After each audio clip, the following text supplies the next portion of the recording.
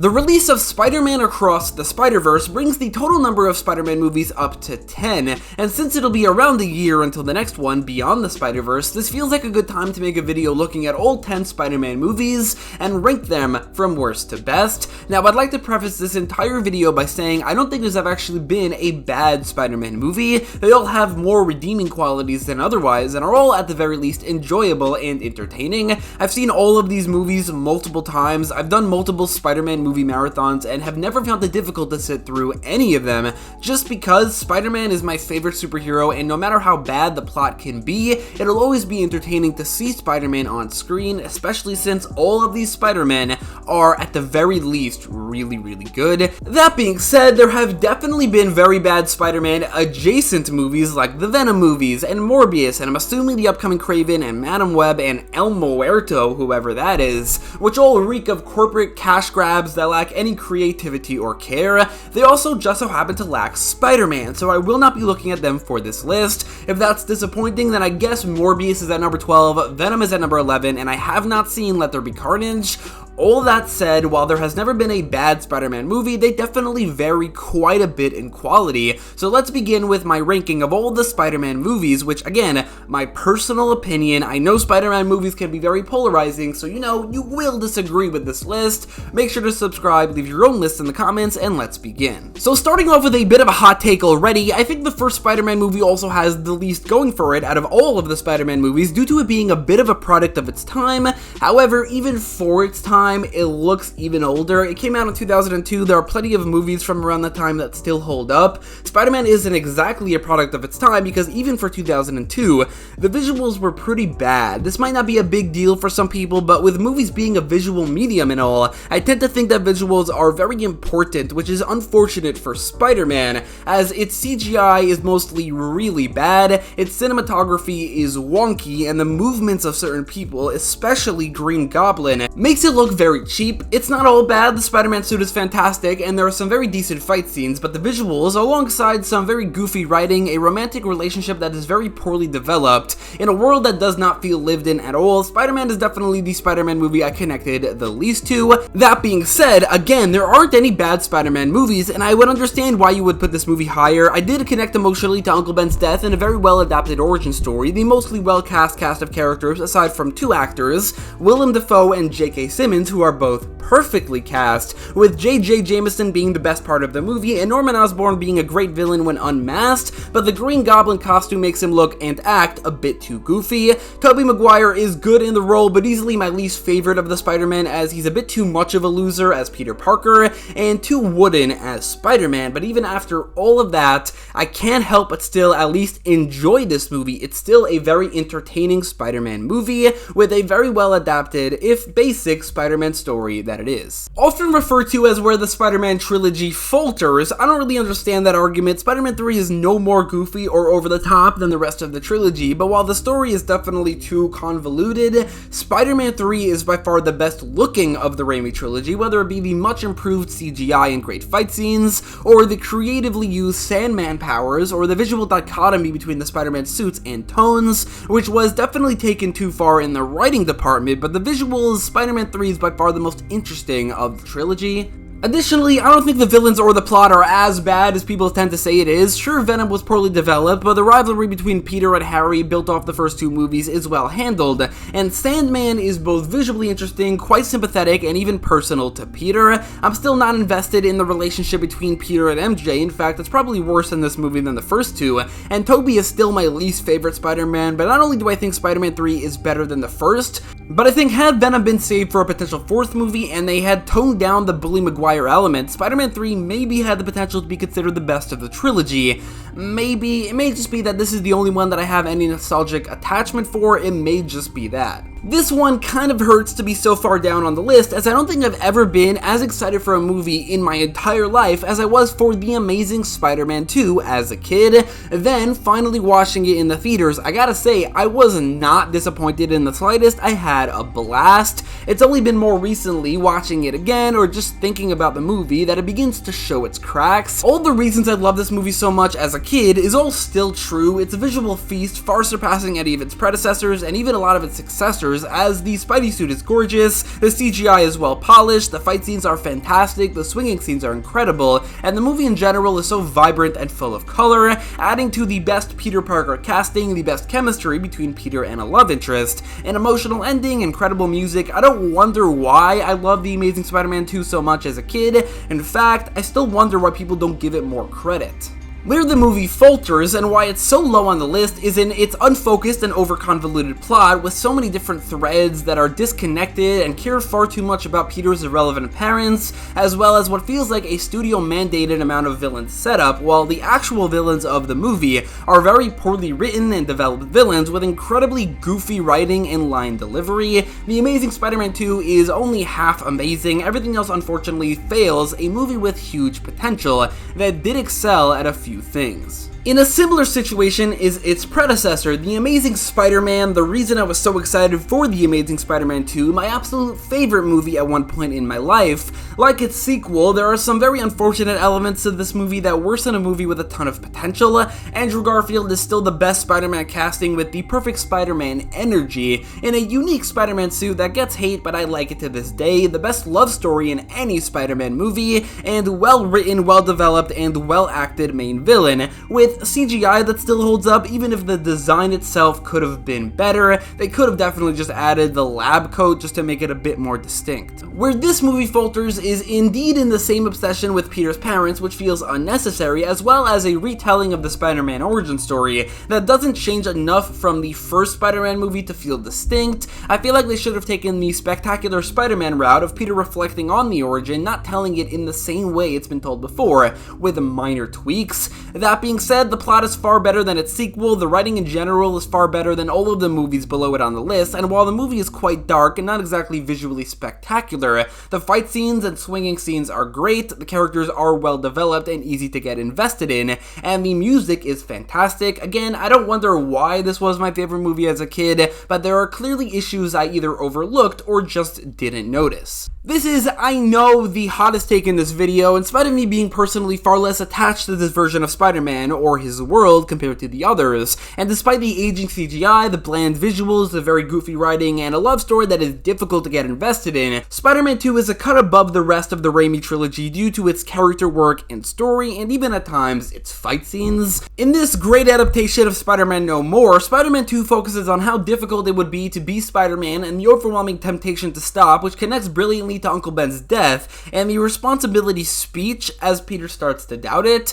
combining that with the best fight scenes of the trilogy, some of which surpass even the most recent Spider-Man movie fight scenes, and what is probably the most well-rounded main villain in the trilogy, Dr. Octopus. I can absolutely understand why Spider-Man 2 is held in such high regard. That being said, I do think some nostalgia is in play in blinding people to some of the movie's glaring issues that are present for the entire Raimi trilogy that I mentioned earlier, although they are far easier to overlook in Spider-Man 2 compared to the others. So you might have noticed that the first 5 movies on this list are also the first 5 Spider-Man movies, and yeah, I just so happen to enjoy and feel more emotionally invested in the second era of Spider-Man movies that are in the MCU and Spider-Verse. The worst of these, and this seems to be the general consensus, is Spider-Man Far From Home.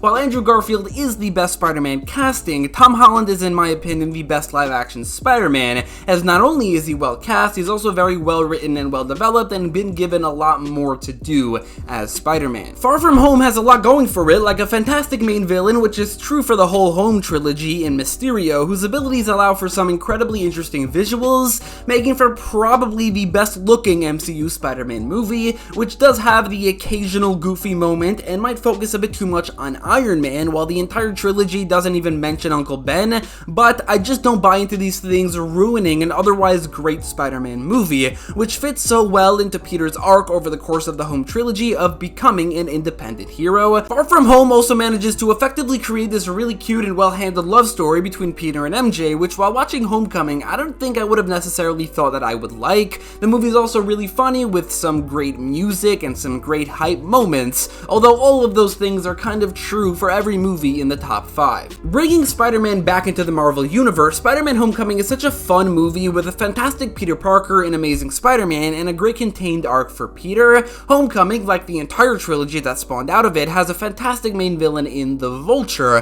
who's super well written, well acted, and well developed, who's a part of this shocking twist which elevates his rivalry with Spider-Man so effectively. Additionally, Homecoming is hilarious, has great music, has great and very memorable visuals, including an incredible Spider-Man suit and some great fight scenes in a movie that effectively focuses on some of the things that Peter must sacrifice in order to be Spider-Man, this time in a more toned down, down-to-earth setting of high school. Homecoming's only faults are the occasional off-looking, not very polished CGI and a questionable idea of the timeline of the MCU. Otherwise, Spider-Man Homecoming is the absolute perfect and my favorite standalone Spider-Man movie. However, there are 3 movies that just so happen to not be standalone that are better. No Way Home could be looked at in 2 different ways. On one hand, No Way Home is an event, a memorable cinematic experience that brought together 20 years of Spider-Man movies in such a satisfying way that somehow managed to mostly kill the intense rivalry the fans of these Spider-Men could have. The villains were all great, but Willem Dafoe as Norman Osborn especially took it up a notch, surpassing his role in Spider-Man in basically every way, and the movie also doesn't feel like soulless fan service either, which I think is an accomplishment it should have. The other Spider-Man do have a substantial role, not just in screen time, but in Peter 1's emotional arc, and the emotion of the movie does hit, as do the visuals, with some incredibly memorable shots and the very Spider-Man dilemma of a heroic sacrifice, doing the right thing, leading to tragedy. On the other hand, looking at No Way Home as not an event, but just as a movie, the cracks do begin to show, as some of the plot at the beginning of the movie that brings us to the multiverse conflict feels a bit forced,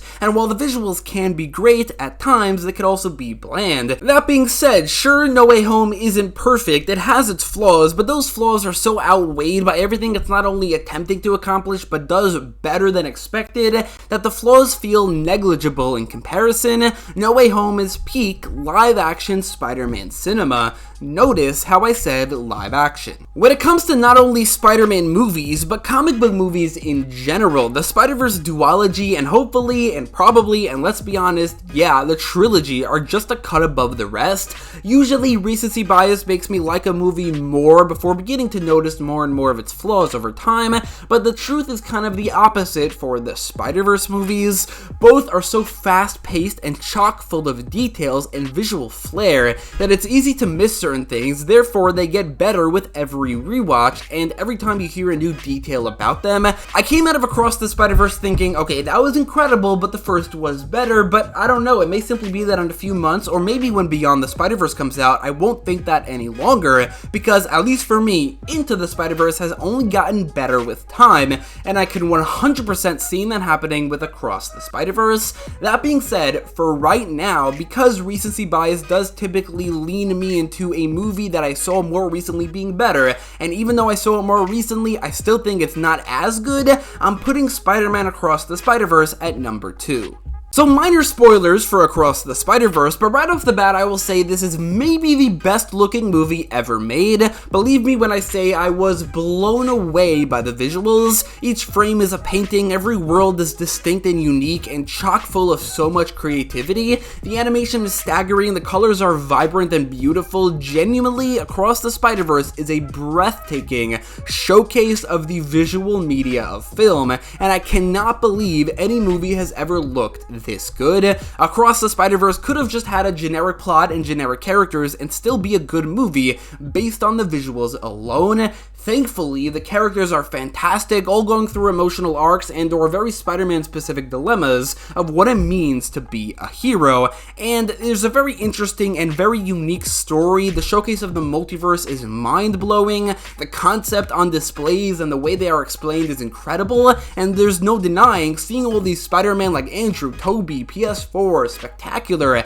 and non-Spider-Man cameos like Donald Glover's Prowler is not only super unexpected and obviously incredibly hype, but in this specific scenario, it's so impressive. There are so many Spider-Man in this movie, and they're all fully detailed and animated. The animation in this movie just blows me away. The movie is also really fun and hilarious, showcased in its villain, who starts off as a joke, but becomes increasingly scarier over time, and I'm genuinely afraid of the Spot at the end of this movie. My only real complaint, and the reason it's behind Into the Spider-Verse, is because it doesn't really feel like a complete movie. I did know going into it that it'll be a first part, but I didn't expect it to end the way it did, and while granted, it did leave me wanting more, and the sequel might just elevate it even further to better than the first, but for right now, I couldn't help but feel mildly disappointed by the ending. It might have helped if the ending was a twist, and for a lot of people it was, but there was this detail that showed the going home machine reading Earth 42 off of Miles, which honestly I wish I hadn't seen, because I think the ending as a twist would have hit a lot harder. Regardless, I feel like these are minor complaints, and I do have full confidence that the sequel will complete the story, making this a masterpiece of a first part, a masterpiece of visuals, a masterpiece of animation, and kind of excels at almost everything else as well. However, I think Into the Spider-Verse, for now at least, is maybe a bit better. While not as visually breathtaking as its sequel, Into the Spider-Verse is maybe the second best looking movie of all time, and probably was for 5 years. The animation is incredible, a lot of the movie is simply gorgeous. There's a reason so many studios have been inspired by Into the Spider-Verse's animation. It's genuinely revolutionary. Additionally, while the main villain isn't as good as its sequel, where this movie is better is, one, in its soundtrack, which has got to be one of the best movie soundtracks of all time, as well as in its more self-contained and satisfyingly concluded, if a bit more simple plot.